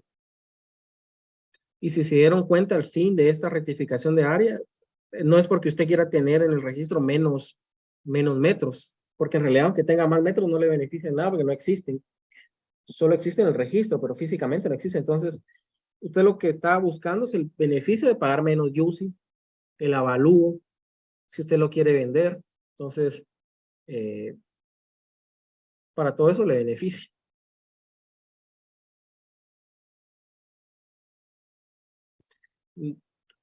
La compañera Claudia, cuénteme. Licenciado, perdone, y más o menos, ¿cuánto es lo que se cobra por esta rectificación?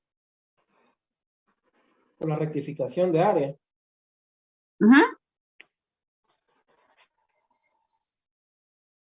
Miren, esos temas de rectificación de área en jurisdicción voluntaria, mínimo unos 8,000. Porque es un tema que no es tan fácil, hay que nombrar el medidor, el ingeniero. Hay que comparecer al lugar, aquí al registro, son muchas vueltas y no va a ser un tema que salga rápido. Lleva tiempo.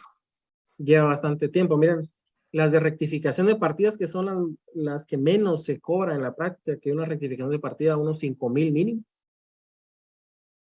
también lleva su tiempo, unos 6 meses por ahí, porque hay que darle audiencia al registro, después a PGN.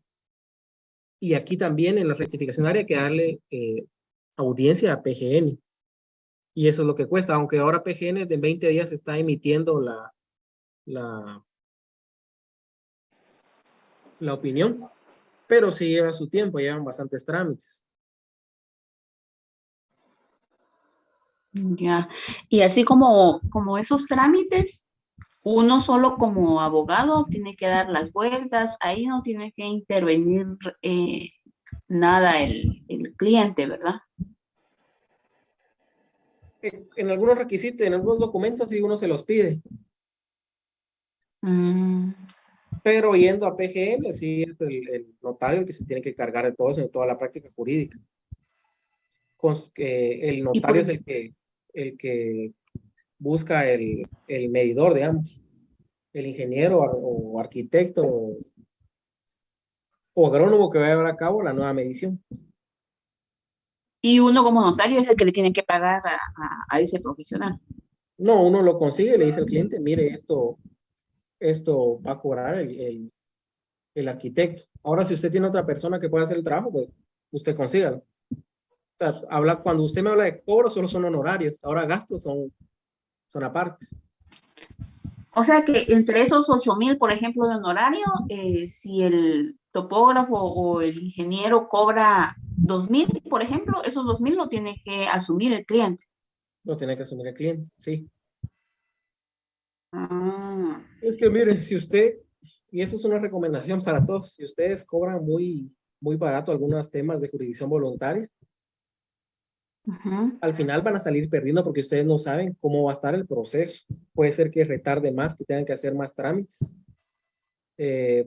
Como aquí hay que notificar hay que tomar testimonio de los colindantes de la persona.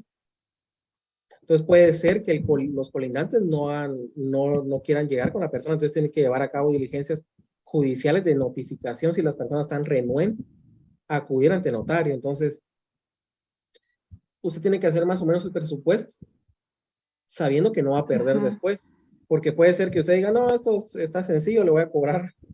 Y miren que hay casos que los notarios llegan a cobrar hasta 2,000 por temas de jurisdicción voluntaria. Y eso se extiende más del año, surgen problemas. Entonces, por eso, eso es mayormente lo que se cobra en la calle. Mira.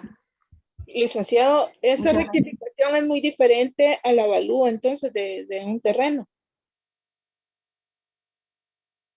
Sí, porque en la rectificación lo que se hace es que llega otra persona a medir el bien y a determinar cuáles son las medidas, pero es como que hiciera un nuevo plano. Sí, ya, sí, eso es lo que estaba viendo, que el avalúo ya es sí, el terreno, por decirle, de cuánto tiene de fondo y frente, todo eso, ¿verdad? Sí, el avalúo se le va a dar un valor. Ya están, sí. Se le da un valor y ese valor lo prueba finanzas y pues con los evaluadores certificados de finanzas. Compañero Armando Antonio Pérez, cuénteme. Licenciado, buen día. Dice que, cambiando de tema de lo que están hablando ahorita, me quedaron unas dudas con respecto al nombre. No sé si entendí mal. Póngale, si una persona se casa y se divorcia o se separa de la otra, y no quiere los apellidos del esposo, porque realmente puede pasar con respecto a la esposa, va al registro, le cambia el nombre a los hijos y de esa forma le puede cambiar el apellido. Así no sé si entendí mal, ¿sí? Sí, mira, antes sucedía eso, que algunas mujeres no querían que los hijos tuvieran los apellidos del esposo porque tienen problemas con el esposo o el papá de los niños. O porque el papá de los niños es un tipo que nunca vio por los niños. Entonces lo que hacen es que van al registro. Bueno, acuden ante notario y cambiaban el nombre del menor. Le cambiaban los apellidos, le ponían los apellidos de la mamá, únicamente de ella. Pensando que ese cambio de nombre hacía las veces de una pérdida de patria potestad por parte del papá, ¿verdad? Pero cuando en realidad no cambia ningún derecho o obligación que tiene el papá frente al niño o la niña. Y se hacía mucho eso. Ahora ya permite eso. No, ahora ya no, porque se necesita, ahora sí ya están pidiendo que los dos padres comparezcan en el acta de requerimiento para el cambio de nombre. Otra consulta, licenciado, cuando una persona ya es mayor de edad y no quiere ya su nombre, lo cambia, ¿qué pasa con, digamos, cómo se hace? O el mismo notario tiene que dar esas vueltas de venir y cambiar todo lo que haya pasado Buen ejemplo, si la persona tiene 22 años, todo su récord de vida, estudio, trámites, alguna posición económica o de bienes que tenga, todo eso lo tramita el notario licenciado, o cómo se hace eso para que todo quede a favor de la persona que se está cambiando el nombre.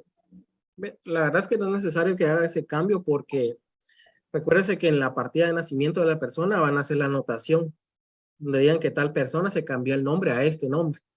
Entonces la forma que tiene la persona de mostrar que antes se llamaba así es mediante el certificado de nacimiento únicamente. Es como una identificación de personas y para demostrarlos con el certificado de nacimiento. No necesariamente tiene que acudir a todas las instituciones a decir que cambió su nombre, sino que con el certificado de nacimiento. En eso no hay problema, porque aparece la anotación en la parte del anverso del certificado de nacimiento. O sea, que con el hecho de que ya hizo el cambio, ya uno va con la certificación a cualquier trámite y la presenta y ahí tiene que ser válido. Sí, esa es la forma de mostrar que cambió su nombre.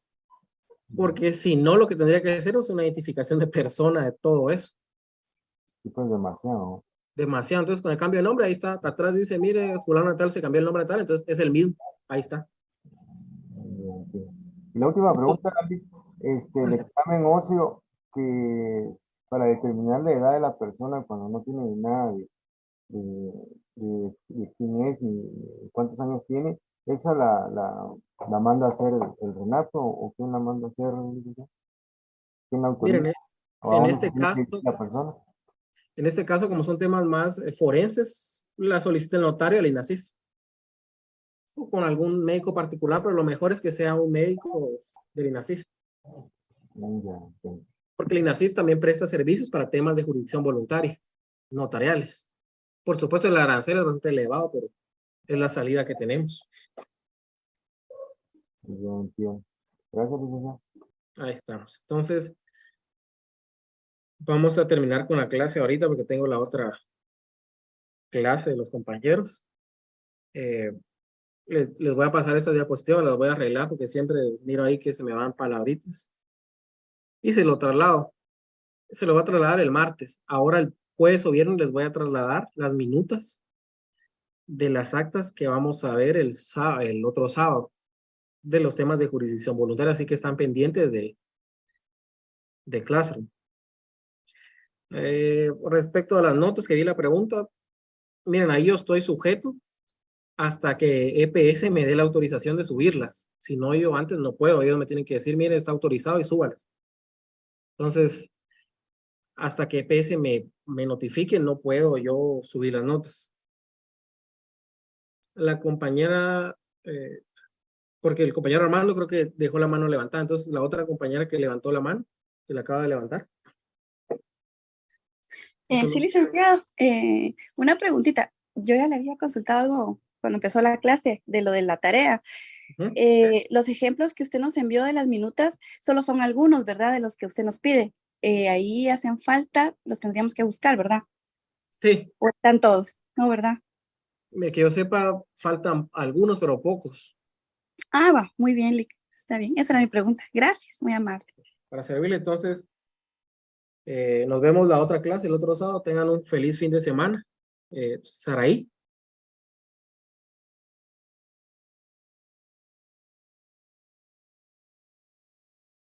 La compañera Saraí, dígame cuál es su duda. Buenos días, Liz. Disculpe, fíjese que yo tengo una duda. Con lo de la tarea, yo estaba viendo de que varios ejemplos están en el libro del doctor Neri, en el Notarial 2. ¿Esos los podría utilizar para el protocolo? Perfectamente. Ah, bueno, está bien. Esa era mi duda. Gracias, Liz, muy amable. Sí, por eso es que no les puse todo, porque si se dan cuenta en el libro del doctor Neri Muñoz u otro libro que tiene, siempre hay redacción. Pero les puse esos ejemplos porque son más sencillos. Entonces, muy bien, sí, gracias. Siempre redacten de la manera más sencilla, siempre que cumpla con requisitos. La compañera Sí. Eunice... Y otra duda, perdone. cuando yo tengo otra duda, por ejemplo, hay documentos donde, por ejemplo, donde se dice notario, tenemos que colocar nuestro nombre o es un nombre ficticio. No, ahí sí, cuando dice notaria, eso es usted. Muy Ahí bien, sí. gracias, muy amables. La compañera Eunice, de Palma. Lic, perdone, con respecto a la protocolización del acta de matrimonio, el acta de matrimonio que vamos a colocar puede estar hecha a computadora. Sí, eso sí, solo los instrumentos. La redacción. Solo eso, porque lo que me interesa es que redacten el instrumento. Muy bien, Lic, gracias. Entonces, pues que tengan un feliz fin de semana y nos vemos el otro sábado. Están pendientes de Classroom por